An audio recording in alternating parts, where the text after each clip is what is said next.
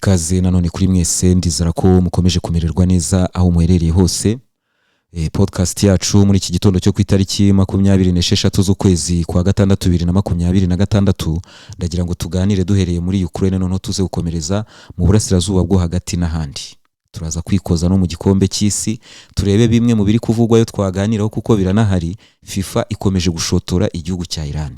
Uyu munsi hari match ikomeye cyane iri buze guhuza abanya-Iran n'abanya-Misiri, akaba ari umukino ukomeye kuko uri buze kuwutsinda arakomeza muri kimwe cya 16 kirangiza. Kuri uyu mukino rero hari gahunda FIFA bashaka gukora itashimishije abanya-Iran, itashimishije abanya-Misiri, ndetse ibihugu byombi byandikiye FIFA bisaba yuko iyi gahunda yavanwaho. FIFA ibatera utwatsi. Kubera rero uburyo iyi gahunda ibangamiye ibi bihugu, ntimuze gutungurwa iyi match itabaye. Uburyo yabikomeye kose, ibyo yabisobanuye byose, ntimuze gutungurwa abanya-Misiri n'abanya-Iran banze gukina iyi match kubera iyo gahunda. Iyo gahunda rero ni iyihe? Turaje tuyiganireho duhereye kuri aba banyaburayi bongeye kugarura icyizere ku bijyanye n'intambara barimo guhuramo n'Uburusiya. Abanyaburayi rero mu buryo butunguranye bongeye kugaruka ku magambo y'intsinzi avuga ko Ukraine irimo gutsinda, Vladimir Putin arimo gutakaza. Ukaba wakwibaza uti icyizere kivuye he? Ko abanyaburayi bari baratakaje icyizere cyose, intego bihaye binjira muri intambara n'Uburusiya zirimo gusenya Uburusiya, ubukungu, igisirikari, guca amazi Vladimir Putin, abaturage bakamwanga. Ibi byose abanyaburayi bamaze kubivaho, bamaze kubona yuko kubigeraho bazajya babigeraho mu nzozi gusa. Abanyaburayi ndetse bifuzaga kuganira na Vladimir Putin yabapfukamiye, bamaze igihe barimo gushakisha uburyo bwo kuganira na Vladimir Putin. Abanyaburayi bamaze igihe baratangiye kwakira intsinzwi yabo muri Ukraine. Aka kanya rero icyizere bakivanye. Hari ibintu byinshi. Icyambere, hari akantu Zezenge yakopeye abanya-Iran, akantu ko kurasa ibikorwa remezo. Murabizi ko mu gihe cy'intambara cyose abanya-Ukraine igihe cyose bashagaga kurasa petrole mu Burusiya kubera uburyo ibi bitera ingaruka ku masoko ya petrole, abanyamerika barababuzaga. Abanya-Ukraine rero babonye intambara ya Iran, basanga Iran irimo gutsinda kubera ko Leta Zunze Ubumwe za Amerika nabo bafatanyije nta bwinyagamburiro. Nibarasa Iran irarasa ibikorwa remezo. Ibintu byatumye Leta Zunze Ubumwe za Amerika zica bugufi, bagatekereza ko ibi ngibi babikoze ahangaha muri Ukraine n'ubundi byacisha Vladimir Putin bugufi. Zezenge yarababwiye ati niba mushaka ko mbazanira Vladimir Putin mu biganiro, ni mu mpibyo nkeneye byose, ubundi mwereke yuko nta cyeza cy'intambara, agomba kurangiza intambara byihuse. Kurangiza intambara byihuse ni ukuva kuri zimwe mu ntego zawe, n'abanyaburayi kugera kuri bimwe mu byo biyemeje. Ibi rero abanyaburayi bakomeje kutabyizera, icyizere cyabo kiza kuzamuka mu nama ya G7. Mu nama ya G7 nk'uko na Emmanuel Macron yavuze yuko Donald Trump yongeye kugarukira abanyaburayi. Emmanuel Macron yavuze ati Donald Trump ntabwo akiri netre, ntabwo akiri umuhuza nka netre. Donald Trump ari ku ruhande rwa Ukraine, ari kumwe natwe mu gufasha Ukraine kubaka igisirikari, kongera kugarura Ukraine ubusugire bwayo, bya bintu byose biri muri daruru y'abanyaburayi. Emmanuel Macron yavuze yuko Donald Trump ari kumwe nabo, yongera gushimangira yuko Uburusiya burimo gutsindwa ku mirongo y'urugamba. Donald Trump ejo aganira n'itangazamakuru, kuko murabizi abanyamakuru hirya no hino iki kintu baba barimo kukigenderaho, ndetse unarebye ibyo bitero abanya-Ukraine barimo kugaba mu Burusiya hirya no hino ni ibitero barimo gukora birimo kujyana na propaganda. Aka ni akantu cy'ingenzi tutagomba kwibagirwa. Niba mwibuka ibitero by'abanya-Ukraine muri Kursk uko byagenze mu masaha yabyo ya mbere, ikintu cyagoye cyane abarusiya ni intambara ya propaganda. Ibihuha abanya-Ukraine bari barimo gukwirakwiza cyane cyane mu bibira bice bari barimo kugabamo ibitero, byabaye ngombwa ko abarusiya bavanaho na network za telefone kugira ngo abanya-Ukraine bareke gucanga abaturage indani mu Burusiya. Ni ibitero rero abanyaburayi umukino ukuntu bashaka kuwukina kugira ngo bumvishe Donald Trump ko agomba kuza ku ruhande rwabo n'ingufu zose, birimo kujyana na propaganda. Bagiye bafata abantu twizera, babasesenguzi dusanzwe dukurikirana hirya no hino, babakoresha ibiganiro, ariko ibiganiro bya fake biri gukorwa na AI. Ukabumva barimo kuvuga uburyo hari chaos yo ku rwego rwo hejuru. Crimea abaturage barimo guhunga, mu Burusiya abaturage babuze petrole. Ibi byo nabibonye no kuri RCI na televiziyo zabo zaje muri iyo propaganda. Barimo kwerekana imirongo miremire y'abarusiya babuze petrole, barimo kwerekana abarusiya barimo kwitotomba, barimo kuvuga ko ibirimo kubabaho mu by'ukuri ari ibintu bidasanzwe. Ya ntambara barimo kuyerekana ko yamaze kugera mu baturage mu Burusiya. Iyi ni propaganda irimo kujyana n'ibitera abanya-Ukraine barimo kugaba hirya no hino. Ariko ntabwo bazatinda kubona ko bibeshye. Ntabwo bazatinda kubona ko bibeshye kuko ibingibi biraza gutuma Uburusiya burushaho gukomeza ibitero kuri Ukraine. Biraza gutuma Uburusiya burushaho kubona yuko iyi ntambara bugomba kwirangiza kuko aba banationaliste bari muri Ukraine. Intambara irangiye muri Ukraine bafite ubushobozi bwo gukorana n'ibyo bihugu byose bashaka gukorana nabyo, bafite ubushobozi bwo gucura intwaro bashaka no kuzana izo bashaka muri Ukraine, Uburusiya bwazahababarira. Uburusiya rero bwiteguye kubabarira rimwe muri iyi ntambara, byose bukabukemurira rimwe. Bitari ibyo bizaba ari ikibazo gikomeye cyane. Bizaba ari ikibazo gikomeye cyane. Aba banyamakuru rero babajije Donald Trump batese Ukraine irimo gukora gute ku mirongo y'urugamba, kuko unda abantu batsinda, Ukraine urabona irimo gutsinda. Donald Trump aravuga ati mbabwije ukuri, nubwo harimo gupfa abantu benshi ku mpande zombi, Zelensky arimo gukora akazi keza. Zelensky arimo kwihagararaho. Donald Trump yavuze amagambo akomeza kongerera abanyaburayi icyizere, kuko murabizi abanyaburayi barakizeye yuko Leta Zunze Ubumwe za Amerika ku ruhande rwabo nta cyabatsinda.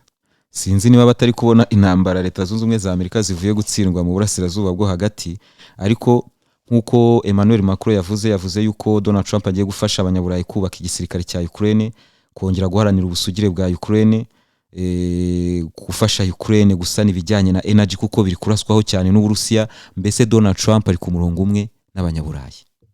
Ibyo rero birahagije kugira ngo abanyaburayi bongere bagire icyizere, bumve ko za ntego bashobora kuba bakongera bakazigeraho. Ariko ntabwo bari butinde kubona ko bibeshye.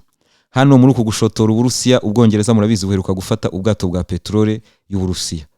Ababongereza barateganya kugurisha ubwato bwikoreye toni 100,000 bya petrole. Abongereza barateganya kubugurisha amafaranga bakayaha abanya-Ukraine. Ibi biri kuvugwa, ariko simpamya ko abongereza bazabikora. Reka dutegereze turebe, kuko kugurisha ubu bwato bw'Abarusiya hari byinshi by'Abongereza nabyo byagurishwa biri mu maboko y'Abarusiya. Hari byinshi murabizi n'amafaranga y'Abarusiya babitse batinye kuyafata ngo bayahe Ukraine. Ni mu gihe kandi aba banyaburayi n'abanya-Ukraine bakomeje kwikanga ibitero by'Abarusiya byaturuka muri Belarus. Abanya-Ukraine bakomeje kwimura abaturage mu tuvirage 13 twegereye umupaka wa Belarus turi mu ntara ya Chernigov. Ni mu gihe kandi Zelensky akomeje guterana amagambo na Lukashenko, kuko Zelensky aravuga yuko abanya-Belarus barimo kubaka ibikorwa remezo bya gisirikare hafi y'umupaka wa Ukraine. Ibyo bikaba bihangayikishije abanya-Ukraine kuko ibyo bikorwa remezo bishobora kuzifashishwa n'abazabagabaho ibitero. Akaba asaba Belarus guhagarika ibyo ngibyo. Lukashenko waravuga yuko nta ntambara ashaka, ariko abanya-Ukraine nibamushyira mu ntambara, iyi ntambara izahita ifata urundi rwego, izahita irenga urwego yari iriho.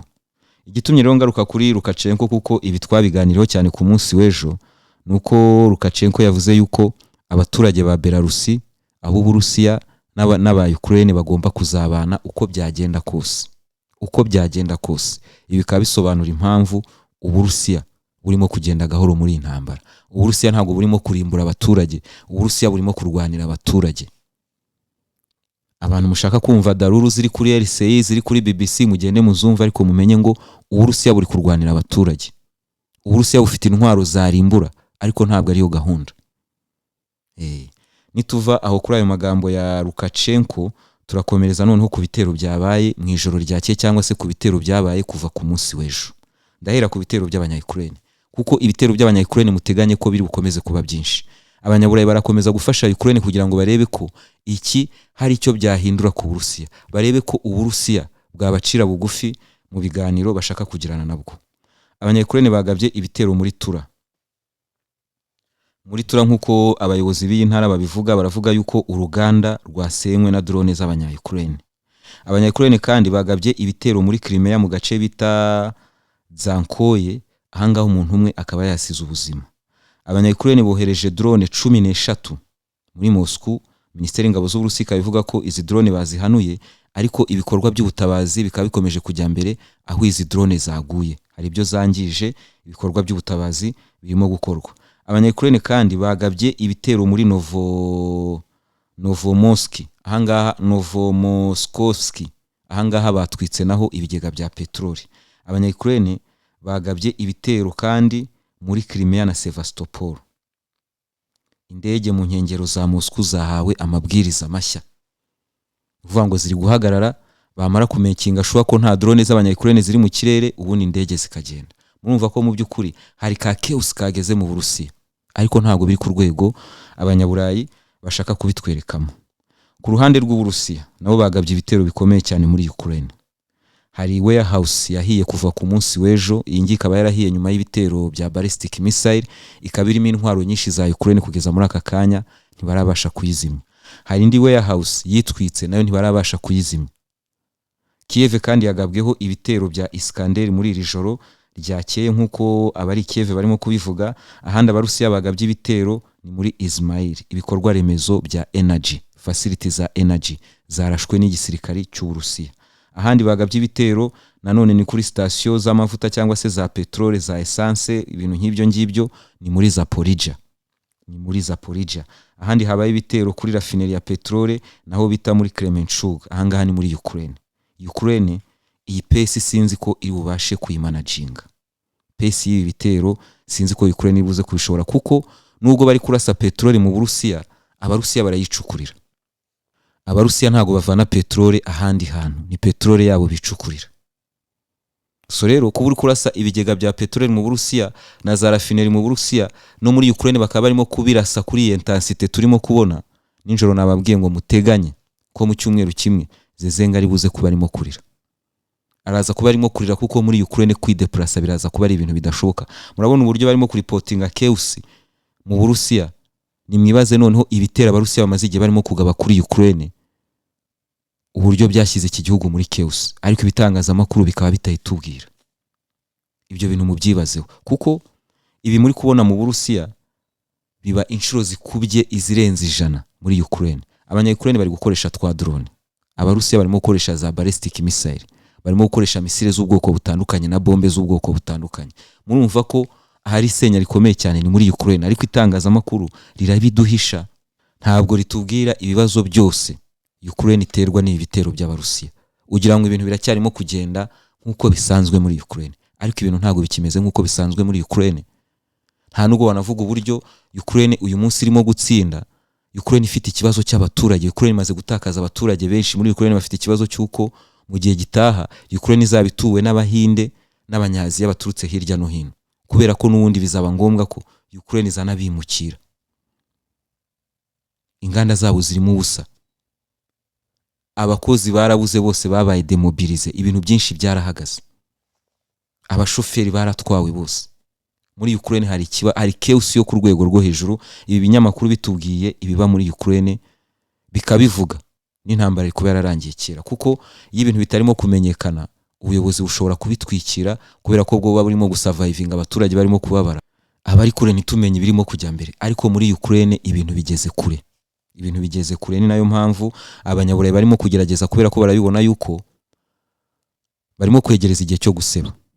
Barimo gushyushya Donald Trump kugira ngo barebe ko yaza kubafasha bakagira icyo bakora, kuko barabibona ko muri iyi mpeshyi nirangira nta biganiro bibayeho, intambara idahagaze, abarusiya bazaba bageze kure, bazabagezaho Emmanuel Macron atavuga ziriya daruru ziwe, haba muri Dnipropetrovsk, haba muri Zaporizhia, haba muri Kharkiv, haba muri Sumy. Abarusiya bazaba bageze kure, kandi noneho bishoboka ko hari naho bazaba bageze mu ntara ya Chernigov. Ibitero by'Uburusiya nibituruka muri Belarus se, murumva ko hari aho bazaba bageze n'ubundi mu ntara ya Chernigov. Ariyo mpamvu abanyaburayi bashaka ko intambara ihagarara mu maguru mashya. Ejo twabiganiro chancellor w'Ubudage muri inama barimo gukora ishinzwe gushakira Ukraine inkunga, yasabye yuko Uburusiya bwahagarikira intambara aho bugeze, ubundi bakajya mu biganiro. Ibi ngibi ntabwo Uburusiya bubikozwa. Ibi nabyo kugira ngo abanyaburayi babigereho bagomba kubirwanira. Sinzi niba ari byo barimo kugerageza gukora, ariko kugira ngo abarusiya bavuge bati turahagarira aho tugeze, nuko nabo babona yuko hakurya hari urukuta ruremereye. Abanyaburayi bagomba kubirwanira, ntabwo bagomba gukomeza kubivuga mu magambo gusa. So rero turaza kureba niba aka gakarita kari buze kubakundira, kuko guhagarika Uburusiya ndateganya yuko atari ikintu gishoboka. Igihe cyose abanyaburayi rero batarabyumva, ababihomberamo cyane ni Ukraine n'abaturage ba Ukraine bakomeza guhombera mu ntambara n'ubundi batazatsinda. igihombo kiri ku baturage. Nituva aho ngaho noneho turakomereza ku mirongo y'urugamba. Ku mirongo y'urugamba ibintu birakomeye cyane ku ngabo za Ukraine ziri muri Limani, ziri muri Konstantinivka, ziri muri Kupiansk. Reka mbe mbashyireho ikarita ibereka ibyerekezo bya Limani, murebe uburyo uyu mujyi wamaze gufatwa. Abanyayukraine bakaba barimo gutanga ubuhamya bw'uburyo ingabo z'Uburusiya zirimo kubarangiza. Ingabo z'Uburusiya ziramara kwegera imijyi n'aya masantre akomeye, ubundi zikajya zicungira ibirindiro by'abanyayukraine kuri drone zigemura. Abanyayukraine bamaze kubura imihanda yinjira, basigara bagemurirwa na za drone. Abarusiya rero drone igemuye barayireka ikazana ibyo igemuye, yamara kubihageza hahandi yabishyize FAB ako kanya, mu minota mikeya FAB ihita ihagera. So ni ibintu birimo kubuza abanyayukraine ubwinyagamburiro n'uburyo bari barimo gukoresha babonamo ibyo kurya, ibyo kunywa, ibyo bakeneye, imiti, burimo gufasha ingabo z'Uburusiya kumenya aho ibirindiro byabo biri. Nkuko mubibona rero Konstantinivka byamaze kurangira. Ingabo za Ukraine ejo nabonaga ama video zirimo guhunga utwo duce tw'amajyaruguru ya Konstantinivka ku maguru, kuko imihanda ntabwo ishobora gukoreshwa. Abenshi barimo guhunga bazamuka bagana za Druzivka.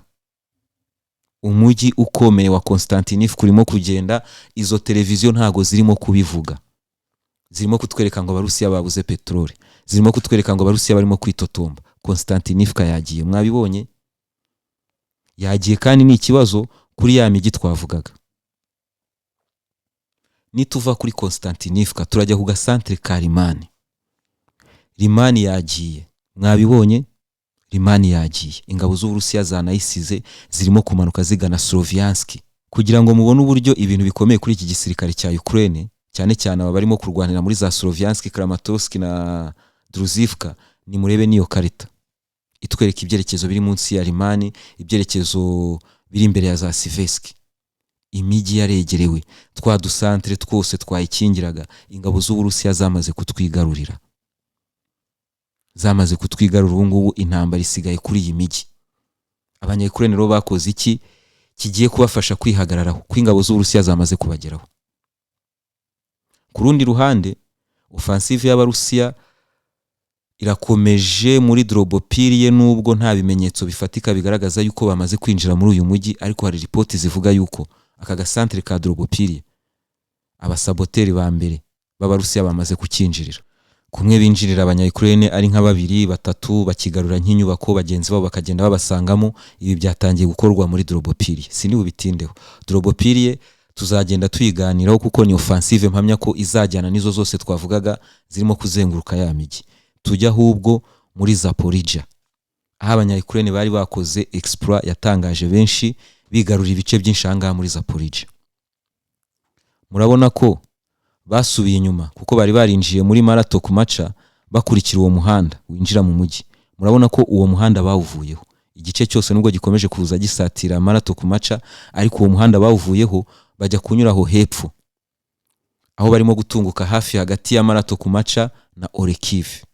Ni mureba ruguru ya Maratok Macha, murabona ko ingabo z'Uburusiya ziri guturuka muri za Huriapol, ntago zirimo gukurikira wa muhanda zari zakurikiye mbere winjira muri Maratok Macha, zirimo guca ruguru ya Maratok Macha. Iyi ni manevre nshyashya irimo gukorwa mu byerekezo bya Zaporizhia, ariyo mpamvu mvuga ko iyi sami duhishiye byinshi. Iyi sami duhishiye byinshi kuri Zelensky. We afite umukoro wo kureba ko intambara yahagarara higeze, kuko bitari ibyo ibintu biraza kurushaho kumubana bibi cyane. Nituva aho ngaho noneho turakomereza mu burasirazuba bwo hagati. Mu burasirazuba bwo hagati, indege z'Uburusiya zikorera imizigo zimwe za AN zatangiye ingendo zazo muri Irani, ziciye ahangaha mu nyanja ya Caspienne, hejuru y'inyanja ya Caspienne. Ukaba wakwibaza uti rero abanyayirani ni ibiki barimo kuvana mu Burusiya? Ni byinshi bavanayo. Ni byinshi bavanayo, cyane cyane ko muri Irani ntabwo icyizere kiraza nkuko twebwe twizeye ko Leta Zunze Ubumwe za Amerika zamaze gutsinda zitagaruka. Muri Irani ntabwo ari cyo bizeye. Muri Irani bizeye ko intambara ishobora kubura igihe cyari cyo cyose. Izi ndege rero zirimo kuza niziva mu Bushinwa ziraza kuza kuko abanyayirani ibyo bakeneye kwiyubakamo, ibyo batakaje muri iki gihe cy'intambara, bakeneye kubisana mu buryo bwihuse cyane.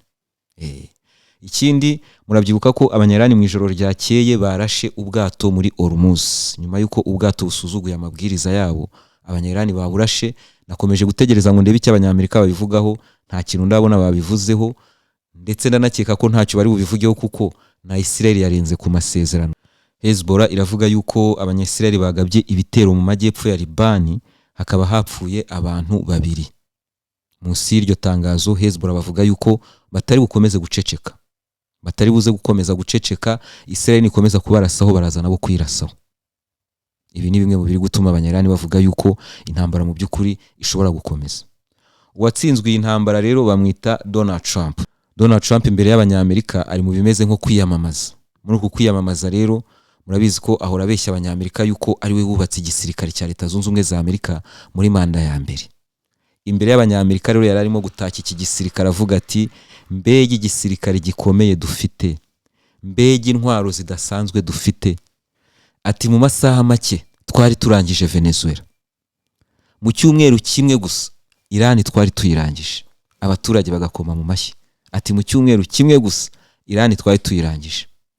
Ati n'ubu ngubu hari ibindi bintu bitureba, ubwo yashakaga kuvuga kuri Cuba ariko ntiyayivuga, dushobora kuzarangiza mu buryo bworoshye dukoresheje iki gisirikare.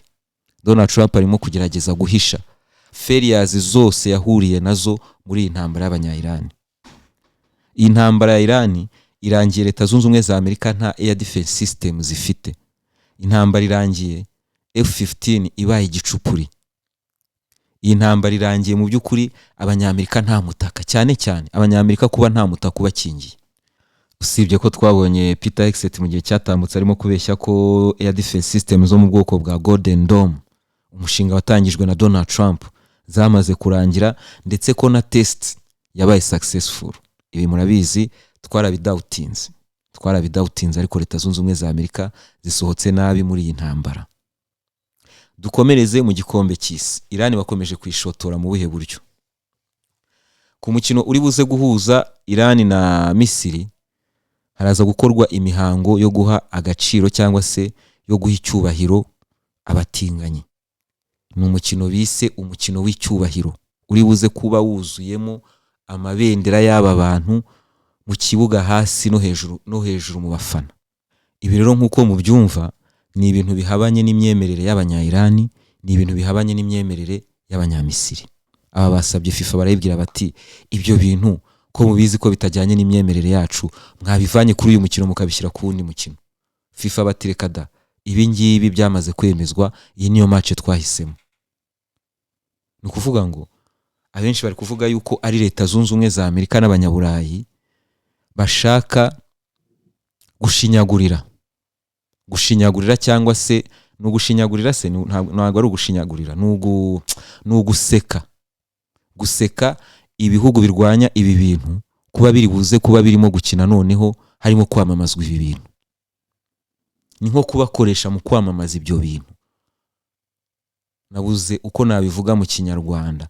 Ni ukubasekaho, ni iki nimumbwire ibyo bintu buryo umuntu yabivuga. Ibintu rero byageze ku kwizera kw'abantu, mu by'ukuri nta wamenya aho biba biri buze kugarukira. Niyo mpamvu nababwiye yuko mutatungurwa mubonye ibi bihugu byanze gukina iyi match, kuko ni ibintu mpamya ko na FIFA n'abahisemo iyi match babikoze babishaka gufata match y'ibihugu by'Abarabu akaba ari yo mugena kwamamarizamo ibyo bintu. Ni nko kubaseka cyane. Amahoro kuri mwese.